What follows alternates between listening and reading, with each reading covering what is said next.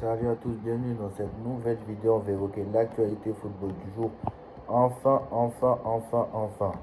Même si le Paris Saint-Germain lui-même n'a pas encore officialisé les recrues, parce que sur la chaîne du Paris Saint-Germain, ce n'est pas encore officiel, Zabarni et Lucas Chevalier ont signé au Paris Saint-Germain. Et on va commencer avec Lucas Chevalier. Lucas Chevalier a participé. Alors, on va faire dans l'ordre. Donc Lucas Chevalier est parisien, visite médicale validée, contrat de 5 ans signé. Le gardien international français est ainsi la deuxième recrue du PSG après Renato Marin. Donc ça, c'est la première info. Ensuite, on a l'info de Zabarni. Alors ça c'est... Donc on apprend comme quoi Lucas Chevalier a participé à l'entraînement ce matin, donc avec le PSG. Donc il pourrait être titulaire pour la Super Coupe d'Europe face à Tottenham. Donc voilà, il sera titulaire certainement. Donc voilà, c'est à voir. Donc on va passer au dossier Zabarni. Ilia Zabarni, Erwego, d'après Fabrizio Romano. Erwego de Fabrizio Romano. Ilia Zabarni va rejoindre le Paris Saint-Germain. 67 millions d'euros, bonus compris, contrat de 5 ans. Ça, c'est Fabrizio Romano qui nous le dit. Ensuite, on a l'info. Fabrice Hawkin nous dit: Ilia Zabarni arrive à Paris. Le PSG et Bournemouth ont trouvé un accord de principe autour de 66 millions d'euros. Contrat de 5 ans pour le défenseur central ukrainien. Alors, moi, ce que je comprends pas, c'est quoi? Zabarni, c'est 67 ou c'est 66? Je ne comprends pas. Alors, je pense que Hawkins, lui, il a dit 66 millions d'euros, mais n'a pas dit le bonus. Donc je ne sais pas. Et Fabrizio Romano, c'est 67 millions, bonus compris. Et comme Romano, c'est un spécialiste mercato, je pense que Romano, on devrait se fier à Fabrizio Romano, peut-être. Donc on ne sait pas. Donc voilà. Donc ça serait 67 millions d'euros, bonus compris, apparemment. Donc voilà. Gianluigi Donnarumma souhaite rejoindre Manchester United selon le Daily Mirror. Donc moi, Donnarumma, ce qu'il faut faire partir Donnarumma, oui. Oui, parce que Donnarumma ne veut pas prolonger. Donc tu es obligé de te sécuriser avec Chevalier, très clairement. Donc voilà, Zabarni est enfin autorisé à voyager dans la capitale française. Montant du deal, 60 millions plus 3 millions de frais de solidarité, plus 3 millions de bonus, 1,5 million d'euros si le PSG remporte la Ligue 1, 1,5 million d'euros si le PSG gagne la LDC, et une fois sur les 50 contrats. Alors moi je comprends rien. Ces agents n'ont discuté qu'avec Paris, c'est-à-dire 4 millions d'euros net dès la première saison. Donc ce qui pourra augmenter dans les prochaines saisons, quoi.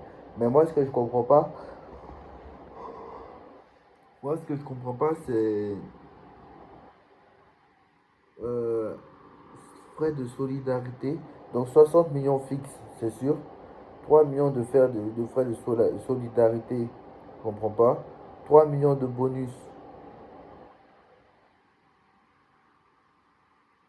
En fait, c'est ok, j'ai compris.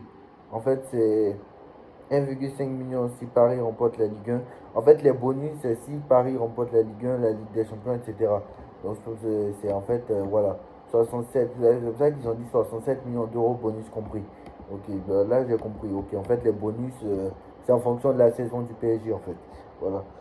Donc, Ilya Zabarni sera à Paris ce lundi. Ilya Zabarni n'a pas encore autorisé à voyager. L'accord est mis en place, donc ça c'était juste avant. C'était juste avant qu'il nous donne l'info comme quoi Zabarni sera à Paris.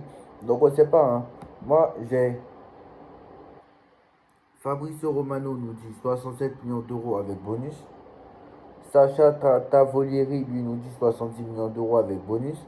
Et Hawkins lui nous dit 66 millions d'euros avec bonus. Donc qui croire? Je ne sais pas. Donc à voir. Qui croire? J'en sais rien. Donc voilà, Chevalier sera titulaire pour la finale de Super Coupe d'Europe. Euh, je pense que Zabarni. Donc maintenant c'est dans 4 jours le match. Je pense que ukrainien, ça va être compliqué en soi. Parce que, je pense, hein, parce que connaissant Enrique, bon, normalement il est disponible parce qu'en fait il a fait toute la préparation. À noter qu'il a fait toute la préparation avec Bournemouth. Bournemouth a repris l'entraînement il y a bien longtemps, il y a un mois au moins. Donc il a même fait quelques matchs amicaux, je pense. Donc il a fait toute la préparation avec Bournemouth. Pareil pour Chevalier, qui a fait toute la préparation avec Lille. Donc eux, ils sont prêts. Donc voilà, ils sont même mieux prêts que les autres joueurs. Donc je pense que si Zabarni est là contre Tottenham, c'est pas mauvais. Mais malgré ce que j'entends de la presse, euh, ils nous disent que ce mercredi 13 août, Paris va lancer sa saison 2024, enfin 2025-2026, vainqueur de la Ligue des Champions. Paris va retrouver Tottenham qui a gagné la Ligue Europa à Udine. Si le PSG a fait une reprise tardive en raison de la Super Coupe d'Europe, enfin de la Coupe du Monde des clubs, pardon, Luis Enrique devra aligner la meilleure équipe possible contre les Spurs. Donnarumma devrait bien débuter ce mercredi, malgré la venue de Chevalier. Donc apparemment, c'est ce que dit, ça c'est ce que dit MSN. Donc ça c'est ce que dit MSN. Mais est-ce que c'est vrai? Moi j'ai du mal à y croire. Moi je pense que c'est Chevalier qui sera là. Très clairement. Donc Donnarumma devrait être dans les buts. Hakimi, Pacho, Marquinhos, Mendes. Donc que Zabarni ne soit pas là, je pense que voilà. Moi je pense que Zabarni sera plutôt là contre Nantes le dimanche 17, je pense. Voilà. João Neves, Vitinha, Ruiz, ça on connaît. Et Doué, Dembélé, Varaskelia, enfin c'est la compo classique qu'on connaît d'habitude. Voilà, ça n'a pas changé. Euh, voilà, ça n'a pas changé du tout même. Donc voilà. En tout cas, voilà. Voici les infos du jour. Zabarni c'est fait. Chevalier c'est fait. Donc voilà. Paris est en train d'accélérer sur le mercato. Donc apparemment, hein, Zabarni, c'est pour jouer défenseur central. Donc une fois que maintenant tu as trois défenseurs centraux, de très bons défenseurs centraux, tu as Zabarni, tu as Marquinhos, tu as Pacho, tu as Biraldo, donc 4. Donc apparemment ce que veut faire Luis Enrique, c'est que quand il fera tourner souvent, il basculera Marquinhos à droite et il mettra Pacho Zabarni pour qu'il puisse s'acclimater entre guillemets parce que ce sera la future charnière du Paris Saint-Germain. Donc voilà. Mais on n'est pas en train de parler d'une prolongation de Marquinhos pour l'instant. Donc après Marquinhos c'est jusqu'en 2028, donc ils ont le temps. Qu'est-ce que je voulais dire d'autre? Oui, et apparemment ils voulaient tester aussi une défense à 3, donc c'est ce qu'a dit l'immigré parisien. Voilà. Et comme ça, il n'y aurait qu'un seul latéral qui monte, ça serait Nuno Mendes. Donc voilà, dans les petits matchs comme ça peut aider. Donc voilà, apparemment, Luis Enrique a Warren, il a Neves. Donc pour le latéral droit, c'est pas une priorité. Donc ils vont pas recruter le latéral droit. Parce que en fait, ce qu'il faut comprendre, parce que moi je comprends Luis Enrique. Déjà, Nordi Mukele est déjà là. Donc déjà, Nordi Mukele est déjà là.